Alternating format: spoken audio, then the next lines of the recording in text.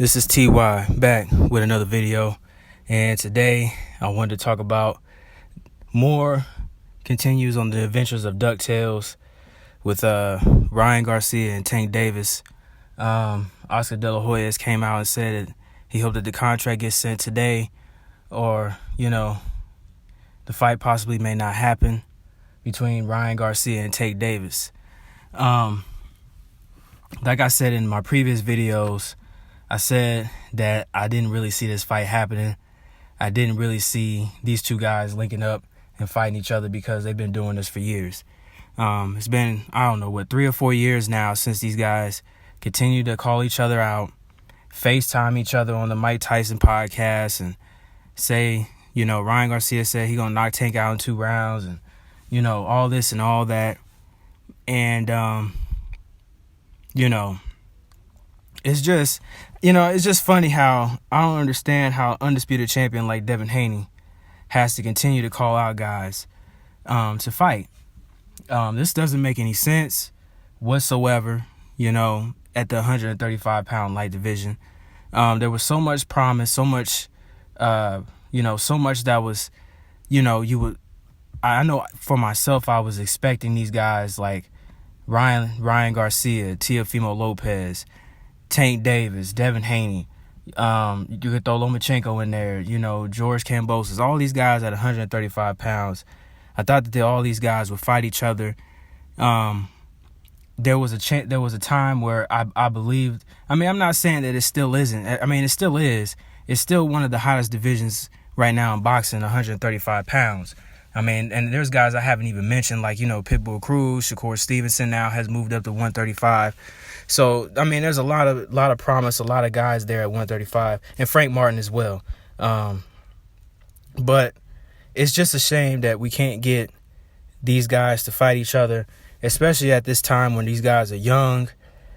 These guys they actually can afford to take a loss because, they're young and they can bounce back from that. There's a lot of legends that have bounced back from losses, like Sugar Ray Leonard to, Muhammad Ali to, Tommy Hearns, Roberto Duran. All these guys have, rebounded from losses, but these guys just clearly do not want to fight each other. Well, especially they don't want to fight Devin Haney. Anytime somebody asks anybody, except for Shakur, I'm not going to say Shakur, I'm not going to say Frank Martin, but everyone else seems to have a problem with wanting to fight Devin Haney. This is beyond ridiculous. This is why boxing continues to go the way that it's going, because of these behaviors from these fighters. These guys care more about money. They care more about status. They care more about Instagram followers and TikTok followers and Snapchat followers. They care more about all the followers and likes and highlights more than they care about actually competing and fighting against the best fighters in the world. It's a shame that a guy like Devin Haney, who, to me, honestly, should be the most popular fighter, but, alongside Errol Spence and Deontay Wilder, because this guy wants to fight everybody. There was a time where we credit these champions for taking these fights, but now we are finding excuses now, especially with the Tank fans. Oh, well, Devin doesn't sell. Oh, well, Devin, he's not a knockout puncher. Oh, well, Devin can't sell in his own hometown. Oh, well, Devin is an email champion. All those things are ridiculous, and they are beyond ridiculous at this point. It doesn't matter if the man hasn't knocked out anybody in a long time. That doesn't matter. The man's the undisputed champion. The man is calling you out and wanting to fight you, and you are not interested in wanting to fight Devin Haney. Ryan Garcia does not want to fight Devin Haney. As I've stated many times in all of my early videos about how Ryan Garcia was the mandatory for Devin Haney's belt, and he ducked him. Teofimo Lopez had a chance to fight Devin Haney and chose not to fight Devin Haney. He chose to fight George Kambosos after his victory against Vasily Lomachenko. basically called Devin Haney an email champion, and that he was the real undisputed, which was a lie.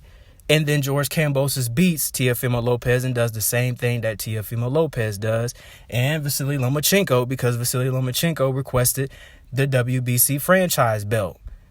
Was it the WBC? I think it was. Yeah, he requested the franchise belt to try to stay away from Devin Haney. Lomachenko did. So all these guys, they could say whatever they want to say about how Devin Haney's not a threat, or Devin Haney can't sell out, or Devin Haney is this, he's that. But the fact remains is that if he's all these things, why don't you fight him? Why don't you fight him? Why don't you fight him? Why doesn't Tank have the same energy that he has for Ryan Garcia? Why does Teofimo Lopez, why does he not have the same energy that he had for George Kambosos, or plenty other fighters that he's had energy with, or Deontay Wilder when he called him the B word because Deontay Wilder was trying to state his case about Tyson Fury cheating, and then the tables turn on him. But his is not really legit because we saw what happened in his fight against George Kambosos. He clearly got beaten. But all these things that has happened is just beyond ridiculous in the lightweight division. You got Ryan Garcia, doing catch weights and wanting to fight at 139, or he's not coming back down to 135 ever again. Teofimo Lopez moving up to 140, after his loss to George Kambosos, and saying he can't make the weight, which is an excuse to me. It's just so many excuses with these guys. Tank wanting to fight Hector Luis Garcia and then fight Ryan Garcia. Now, it's just ridiculous, man. It's just absolutely ridiculous that these guys they do not want to fight each other. They do not want to be the best fighters in their own division. This is ridiculous. And this is the shenanigans that we put up with as boxing fans, as real hardcore boxing fans. We have to put up with these guys making excuses as to why they don't want to fight each other. And this is why MMA continues to take over. This is why boxing continues to go downward, because whenever we ask these fighters about fighting each other, there's always complaining, especially when fighters are asked about Devin Haney. There's always complaining. There's always this built up animosity towards Devin Haney, because he has a father, because he has all the belts. Now belts don't matter. When they asked him about Devin Haney, oh, he's an email champion. He can't even sell out in his own hometown. What difference does it make? Neither could Mario Barrios. Neither could Hector Luis Garcia. Neither could who else did he fight? There's a lot of guys. Pitbull Ortiz. Pitbull Cruz, I'm sorry, not Pitbull Ortiz, Pitbull Cruz, I'm sorry, Pitbull Cruz, I'm sorry, Pitbull Cruz. So there's a lot of guys that you chose to fight instead of Devin Haney that can't do the same things. But Devin Haney could sell out, because why? Devin Haney is the champion, and it's the fight that everybody's been asking you about for several years. It's ridiculous. To me, this is why I call it the adventure of Ducktales, because this is what this is. This is the continuation of that, avoiding Devin Haney. Now Vasily Lomachenko is now saying he's not ready, and now the fight is possibly going to happen between him and Devin Haney at May 20th, I believe. They don't have the site yet, but this is after Devin Haney coming off from Ramadan, which everybody knows that Devin Haney is a Muslim. So this is ridiculous. This is to try to get an edge for Lomachenko, so Lomachenko could be undisputed, because he's never been undisputed. This is the same network that has erased Lomachenko's record from losing to Orlando Salido to make him undefeated. This is ridiculous, man. Lomachenko didn't look good in his last fight against Jermaine Ortiz. He didn't look the same. And to me, after the post-fight, you saw the awe that Lomachenko had when he saw Devin Haney. And he saw him, and he was like, and he knew what he was going to be up against. Oh, guys, heavyweight. He's heavyweight, poking at his stomach, touching on him. Can't believe how big he is and stuff. Pause. But it's just ridiculous that Lomachenko needs all this time, especially after he's already had a fight. But this is my take on that. This is the adventure of Ducktales. This is just going to continue to happen. This is just a plot and ploy to not only have Devin Haney move up, but to drop the title so they can get the titles. Not only that, but to continue to avoid Devin Haney. I think people need to start understanding that these guys don't want to fight this man at all. They see him as a threat.